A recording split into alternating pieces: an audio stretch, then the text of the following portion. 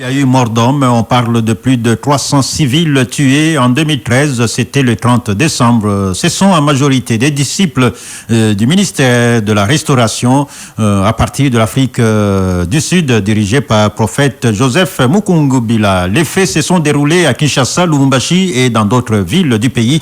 À l'issue d'un procès, plusieurs personnes ont été condamnées à des peines d'emprisonnement. Joseph Mukungubila avait, lui, écopé de la peine de mort. En exil, il n'a jamais purgé sa peine. 8 ans après, la bataille judiciaire se poursuit. Ses avocats espèrent un acquittement en appel.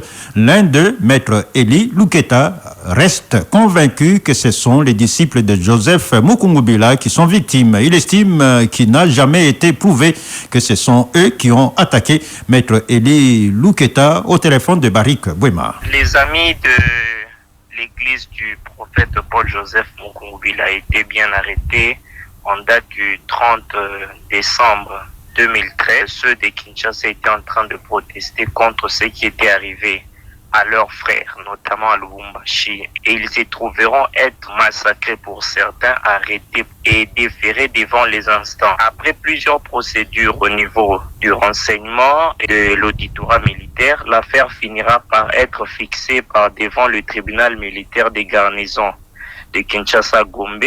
Depuis 2015, Joseph Mukungubila a été condamné à la peine de mort en 2019.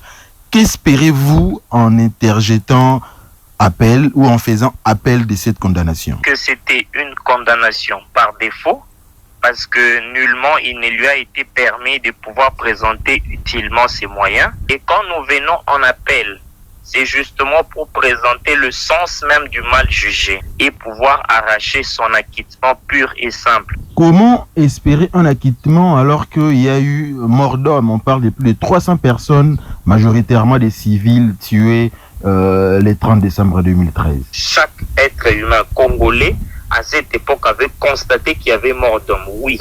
Mais qui a posé de tels actes? C'était là la difficulté. Maître Eli Luketa, avocat de Joseph Mukungubila au téléphone de Barik Bouema.